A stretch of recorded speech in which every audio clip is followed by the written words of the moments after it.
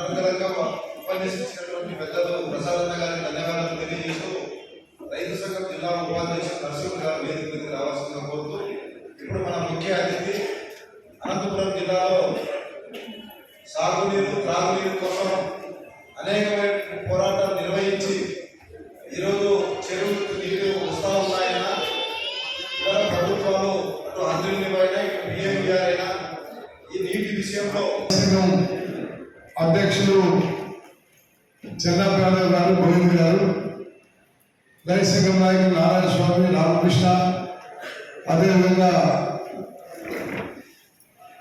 మిగతా ప్రతి నాయకులు, రైతు సోదరులారా, ముఖ్యంగా ఈరోజు మన జిల్లాలో అనేక రకాల పంట తోటలు పండడమే కాకుండా పంటని ఇతర రాష్ట్రాలకి, ఇతర దేశాలకి ఎగుమతి చేసే జిల్లాలు మనవి. ఇటు ఉభయ అనంతపురం జిల్లా కానీ లేదా కర్నూలు జిల్లా కానీ అనేక రకాలైన పంటలు మన జిల్లాలోనే పడతాయి. మన ప్రసాద్ గారు రైతు సంఘం నాయకులు అక్కడ కృష్ణా, గుంటూరు జిల్లాలో పుష్కలంగా నీళ్లు ఉన్నాయి. పుష్కలంగా నీళ్లుండి 2-3 పంటలు పడతాయి. అయినప్పుడు కూడా ఇన్ని రకాల పంటలు ఆ జిల్లాలో కూడా పండవు. ఆడ కొన్ని ముఖ్యమైన పంటలు మాత్రమే పండుతాయి. కాబట్టి మన రాయలసీమ హార్టికల్చర్ హబ్బుని మరింత ముందుకు తీసుకోవాలని రైతు సంఘాలు, ఇక్కడున్న వామపక్షాలు, ఎర్రజెండా పార్టీలు, అదేవిధంగా నీటి సంఘాల నిపుణులు, భాషా లాంటి వారు అందరూ కూడా చాలా ప్రయత్నాలు చేస్తా ఉన్నారు. ఎందుకోసం వ్యవసాయం అభివృద్ధి కావడం ద్వారా ఈ యొక్క పండ్ల తోటలే కాకుండా వాణిజ్య పంటలు, తిండి గింజలు అన్ని కూడా రైతులు విస్తృతంగా పండించడానికి భిన్నంగా ఈరోజు పరిస్థితులు జరుగుతూ ఉన్నాయి. ఏ చెప్పినట్ట ఈ యొక్క పిఎంఆర్ రైతు కెనాల్కి అన్నింటికీ నీళ్ళు వస్తాయి, సెకండ్ వారికి నీళ్ళు వస్తాయి. క్యూసెక్ల సామర్థ్యాన్ని పెంచండి. దానికి ఒక సమాంతర కాలం ద్వారా ఒక 4000 టీఎంసీలు 4000 క్యూసెక్లు వచ్చే విధంగా చేయండి. ఇప్పుడున్న కాలం వెడల్పు చేసి 6000 క్యూసెక్లు మొత్తం 10,000 క్యూసెక్లు గిడిపల్లికి వచ్చేటట్లు చేయడానికి మనం పోరాడుతా ఉన్నాం. కానీ వాళ్ళు ఏం చేస్తా ఉన్నారు? దానికి భిన్నంగా ఈరోజు వచ్చేటువంటి నీరు కూడా భూగర్భ జలాలు బోర్డు రీఛార్జ్ అయ్యే పరిస్థితిని కూడా అడ్డుకొని ఈరోజు కాంక్రీట్ పనులు చేస్తా ఉన్నారు. అతి తక్కువ వర్షపాతం ఉన్న సత్యసాయి జిల్లాలో ప్రవహించేటువంటి చోట తుంగభద్ర అన్నిటి నీటి ద్వారా బోర్డు రీఛార్జ్ అయ్యి కొత్త పంటలు పండించుకుంటున్నారు. దాన్ని వెడల్పు చేసి 5,000 క్యూసెక్ల సామర్థ్యాన్ని పెంచితే కుప్పం వరకు వెళ్ళిపోతాయి. కానీ వెడల్పు చేయడం లేదు, కేవలం కాంక్రీట్ చేస్తా ఉన్నారు. కాంక్రీట్ చేస్తే మనకు బోర్డు రీఛార్జ్ కావు. దానికి పండ్ల తోటలు ఉండవు, ఇంకా వ్యవసాయం ఉండదు. ఆ విధంగా చేస్తా ఉన్నారు. మరి ఇక్కడేమో 10,000 క్యూసెక్లు అంటే కేవలం 4,000 క్యూసెక్ల సామర్థ్యాన్ని పెంచుతున్నారు 3,000 రోజులు. ఇది ఒక ప్రమాదకరమైన ధోరణి. ఇక రెండోది అతి ప్రమాదకరమైన ధోరణి. ఈరోజు ప్రధాని నరేంద్ర మోడీ సూర్య ఘర్ అనే ఒక పథకాన్ని పెట్టాడు. కాబట్టి సూర్య ఘర్ ద్వారా మొత్తం విద్యుత్ ఉత్పత్తి అవుతుంది. దాన్ని పుష్కలంగా దేశంలో వాడుకోవచ్చు అని ఒక పక్క. మరో పక్క బ్రోకర్లంతా గాలి పెట్టారు. 1 ఎకరా అమ్మండి, 4 ఎకరాలకి తగ్గిన భూమికంత సంవత్సరానికింత లీజ్ ఇస్తారు. కాబట్టి ఆ విధంగా మాకు భూములు ఇవ్వండి అంటున్నారు. విపరీతంగా వచ్చారు. అంటే ఈ యొక్క ప్రాంతాన్ని హార్టికల్చర్ హబ్లా కాకుండా సోలార్ గాలిమల హబ్గా మార్చడానికి ప్రయత్నాలు ముమ్మరంగా కొనసాగుతా ఉన్నాయి. అంటే మనం గతంలో 3 నల్ల చట్టాలకు వ్యతిరేకంగా ఏ విధంగా అయితే అదాని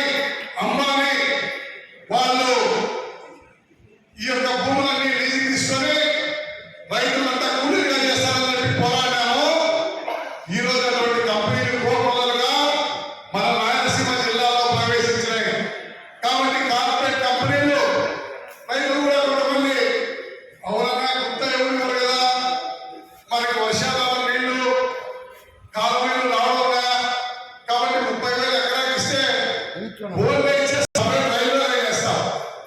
మాకేదో ఒక రైలు వేయగా మా సరుకులు జామ పండ్లు కానీ సీనా పండ్లు కానీ దానిమ్మ పండ్లు కానీ మేము ఎక్స్పోర్ట్ చేసుకుంటాము పంపిస్తామంటే నువ్వు మాకేమి చేయవా? ఒక రైలు పెట్టి కూడా దాంట్లో అదనంగా రేటు పెడితే ఎవరు పోలే. ఎందుకు ఎక్కువ సరుకుల రవాణా చేస్తానికి ఎందుకు మీరు పారిశ్రామిక జిల్లాలకు ఇస్తాం, అల్టర్నేటివ్కి ఇస్తాం, సపరేట్ రైల్వే లైన్ చేస్తాం? రైతులకు ఎందుకు కాను మీరు ఆ రకమైన ప్రయోజనాలు చేకూర్చారు. అందుకోసమే కొత్త ప్రభుత్వము కార్గో విమానాలను పెడతాం, కూడేరు దగ్గర పెట్టి మీ సరుకులన్నీ రవాణా చేస్తా ఉంటాం. ఒక్క జిల్లాలోనే కాదు, అన్ని జిల్లాలో రైతులు సరుకు రవాణా చేసేదానికి రైతుల యొక్క గిట్టుబాటు ధర లభించడానికి కోసం అన్ని జిల్లాల్లో కూడా కార్గో విమానాశ్రయం పెట్టండి. పెట్టి రైతులకు అన్ని ఒకే రైలు కాదు, అన్ని స్టేషన్లు కూడా పెట్టి రాయితులు ప్రసాద్ గారు చెప్పిన రాయితులు ఇవ్వండి. ఆ విధంగా రైతు పండి బాగుంటే, వ్యవసాయం బాగుంటే దేశం అభివృద్ధి అవుతుంది. మన జిల్లా ఏమి జిల్లా? వ్యవసాయ ఆధారిత జిల్లా. వ్యవసాయ ఆధారిత జిల్లాగా దాన్ని మీరు ఈరోజు సోలార్ ఆధారిత జిల్లాగా, గాలిమల్ల ఆధారిత జిల్లాగా మార్చడానికి ప్రయత్నం చేస్తారా? మా యొక్క జిల్లాలో నీరు లేకుండా దూరంగా తీసుకెళ్ళడానికి ప్రయత్నం చేస్తారా అని ఎక్కడికక్కడ అడ్డగించడానికి మనం పోరాటం చేయాలా, ఆందోళన చేయాలా? అందరినీ ఒక విశాలమైన వేదిక రైతు సంఘాలు కూడా ఎంతో మంది ఈ జిల్లా యొక్క అభివృద్ధి కోసం, ఈ జిల్లా రైతాంగం అభివృద్ధి కోసం, వ్యవసాయం అభివృద్ధి కోసం, వ్యవసాయం చేయకపోయినా ఎంతో మంది కళాకారులు, కవులు వాళ్ళంతా కూడా ఆలోచిస్తా ఉన్నారు. వాళ్ళందరినీ విశాల వేదిక ద్వారా కలుపుకొని ఒక సమైక్య ఉద్యమాన్ని చేసి ఈ కార్పొరేట్ ప్రభుత్వాలు చేసే మోసాన్ని, ఈ యొక్క దాన్ని అడగించడానికి మన రైతు సంఘం పోరాడాలని, ఆ విధమైనటువంటి తీర్మానాలు ఈ యొక్క జాతీయ మహాసభలో, తమిళనాడులో జరిగే మహాసభలో అటువంటి తీర్మానాలు చేసి ఒక బ్రహ్మాండమైన ఉద్యమం పంజాబ్, హర్యానా రైతులు ఏ విధంగా అయితే నెలల తరబడి ఆందోళన చేశారో అటువంటి ఆందోళన మన రాయలసీమలో రావాలా? ముఖ్యంగా మన అనంతపురం, సత్యసాయి జిల్లాల్లో మొట్టమొదటి ఆందోళన శ్రీకారం చుట్టాలా? అప్పుడే ఈ యొక్క ప్రభుత్వాలు వెనకడుగు వేస్తాయి. దానికోసమని ఈరోజు అందరికీ కమిషన్లే తీసుకోగా ప్రోగ్రాం కింద నువ్వు రైతులతో 10,000 లక్షలు కొంటావో 2 లక్షలు కొంటావో నేను నిన్నో 10 లక్షలు కొంటా వదిలేసారు. వదిలేస్తే గ్రామాలు తిరుగుతా ఉన్నారు.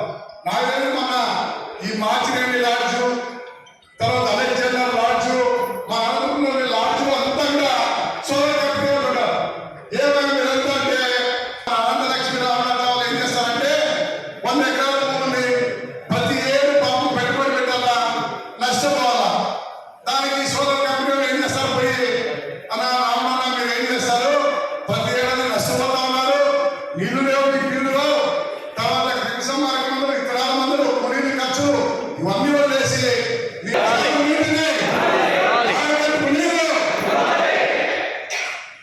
ఉండాలి. ఎందుకంటే నాగపూర్ పోయినా, ఢిల్లీకి పోయినా, లేదంటే ఇతర దేశాలకు పోవాలన్నా మరి ఇక్కడి నుంచి మనం పోవాలి, మంచిసారి కంటే లేట్ అవుతుంది. కాబట్టి విమానాశ్రయం ఉండాలని మొట్టమొదటిసారిగా మనమే దాన్ని ప్రభుత్వానికి ప్రతిపాదన చేశాం. ఆ ప్రతిపాదన మేరకు వాళ్ళు కూడా కొంత ముందుకు వచ్చారు.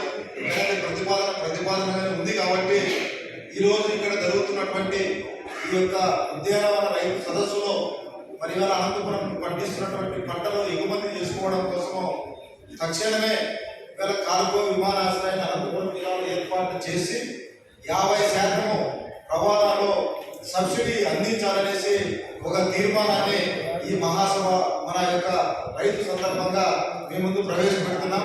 మీరందరూ ఓకే అంటే దాన్ని ఏకగ్రీవంగా ఆమోదిస్తున్నాం. భాషాసారుగా చెప్తున్నట్టు భాషాసారంటే పెద్దలు వాళ్ళకి అన్ని విషయాల మీద అవగాహన ఉంది కాబట్టి మొట్టమొదటిసారిగా సార్ గారే స్పందించి మనం చేశారు.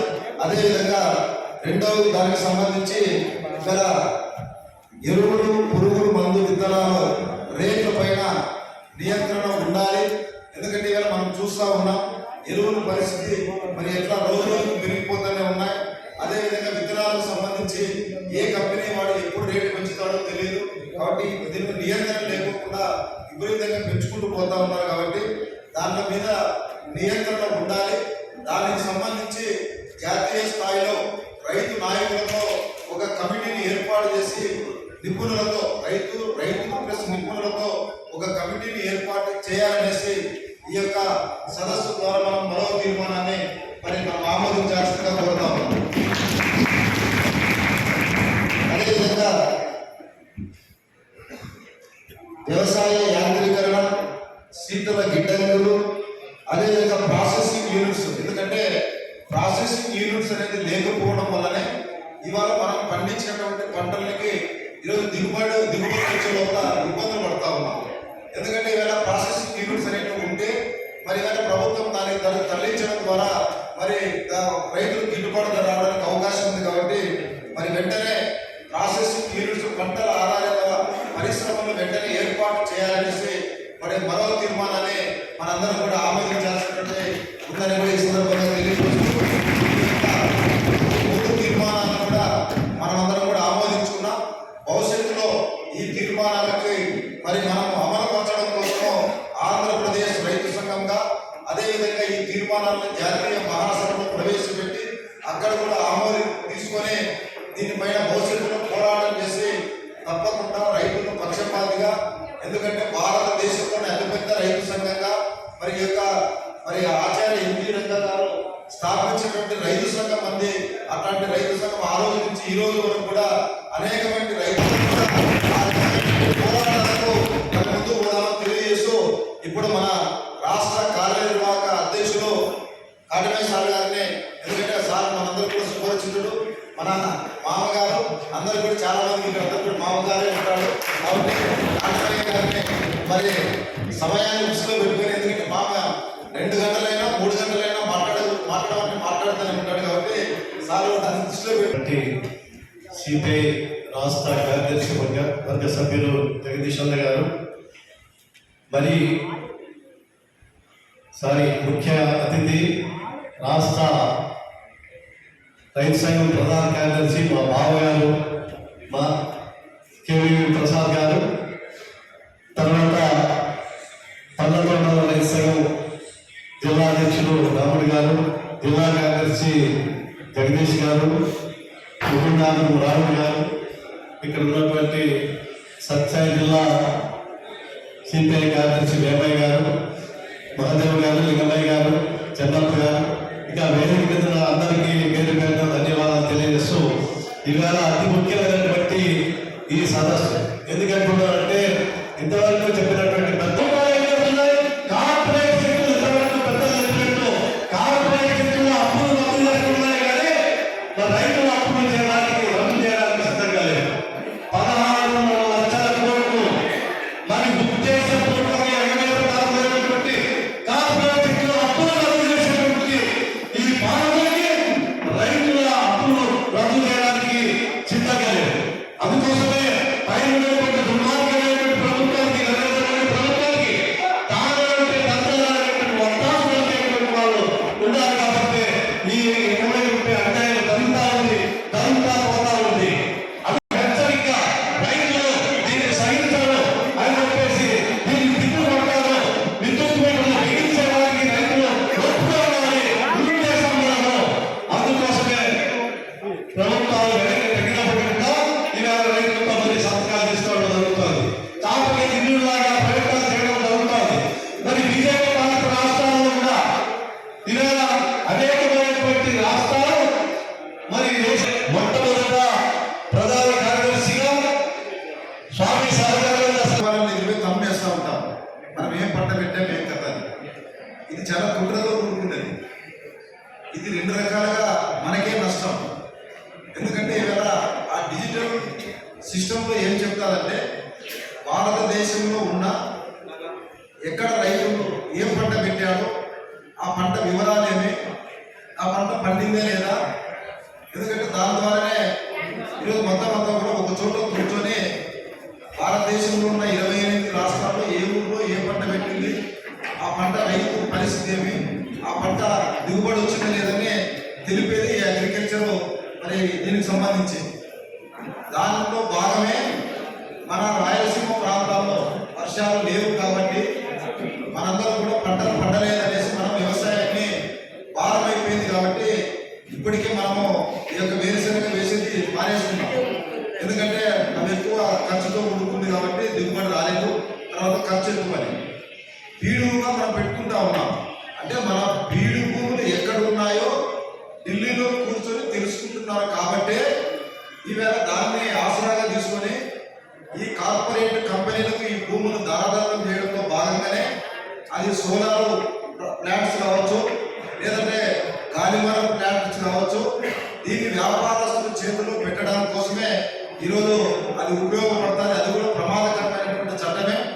దాన్ని దృష్టిలో పెట్టుకుని మన సార్ గారు ఒక తీర్మానాన్ని పెట్టారు. ఎందుకంటే అనంతపురం జిల్లాలో మన పంటలు పండలేదు కాబట్టి సోలార్ కంపెనీ వాడు వచ్చి నీ భూమి ఇస్తే నెలకు 30,000 రూపాయలు ఇస్తాం, లేదా 20,000 రూపాయలు ఇస్తాం అగ్రిమెంట్ చేసుకుని 30 ఏళ్లకు అది తీసుకుంటా ఉన్నాడు.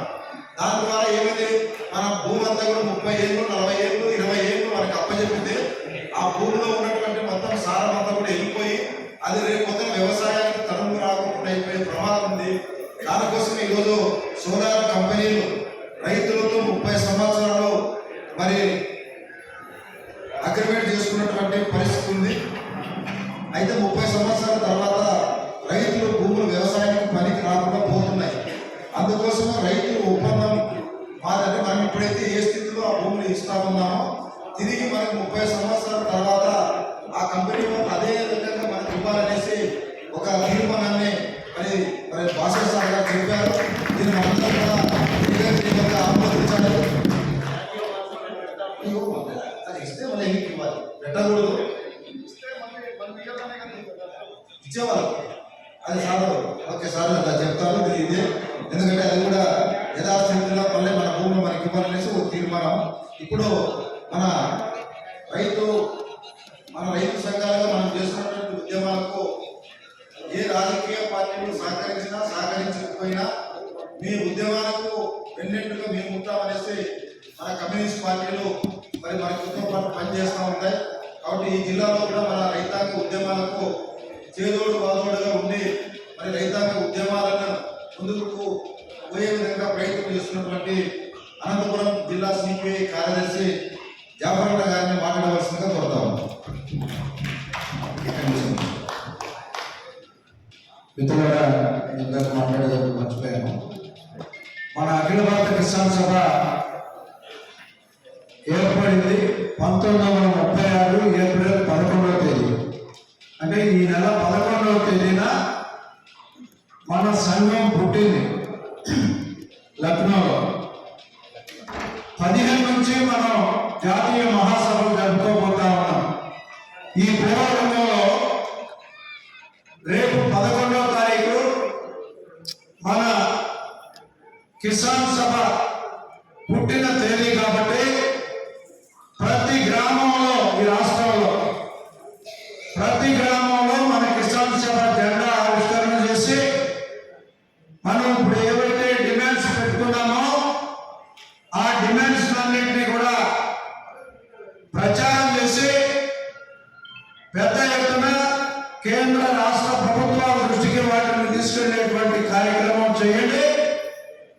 మన అఖిల భారత కిసాన్ సభ జాతీయ మహాసభలు మహారాష్ట్రలో జరిగినటువంటి సందర్భంలో మొట్టమొదటిసారిగా రైతులకి పెన్షన్ కావాలి అనేటువంటి డిమాండ్ మనం ముందుకు తెచ్చాము. ఇవాళ కొన్ని రాష్ట్రాలు అమలు చేస్తా ఉన్నాయి. ఇంకా మిగతా రాష్ట్రాలు కూడా దేశవ్యాప్తంగా ఇది ఒక ఉద్యమంగా చేపట్టాలని రేపు 11వ తేదీ జరిగేటువంటి ఈ కార్యక్రమంలో ప్రధానాంశంగా దాన్ని తీసుకొని అన్ని గ్రామాల్లో మన రైతు సంఘం జెండాలు ఎగరవేయాలి. మన కిసాన్ సభ ప్రాధాన్యతను వివరించాలి. మన ప్రధానమైనటువంటి డిమాండ్స్ కార్పొరేట్ రంగాన్ని వ్యవసాయంలోకి రానియకుండా చేయాలి. రైతులకు అవసరమైన జాతీయ మహాసభలు ఈ నెల 15, 16, 17 తేదీలో తమిళనాడు రాష్ట్రంలో నాగపట్నంలో జరుగుతున్నటువంటి సందర్భంలో గౌరవార్థం ఆంధ్రప్రదేశ్ రైతు సంఘం జిల్లా ఆధ్వర్యంలో సదస్సు నిర్వహిస్తున్నాము. ఆ సదస్సుకు అధ్యక్షత వహించినటువంటి ఏపీ రైతు సంఘం జిల్లా ప్రధాన కార్యదర్శి కామెడు మల్లికార్జున గారు, జాతీయ అంతర్జాతీయ పరిసర మీద రైతుల కష్టాల మీద మాట్లాడినటువంటి కేవీపీ ప్రసాద్ గారు, ఏపీ రైతు సంఘం రాష్ట్ర ప్రధాన కార్యదర్శి, ఉత్సాహప్రదమైనటువంటి ఉపన్యాసం ఇచ్చినటువంటి సిపిఐ రాష్ట్ర కార్యదర్శి సభ్యులు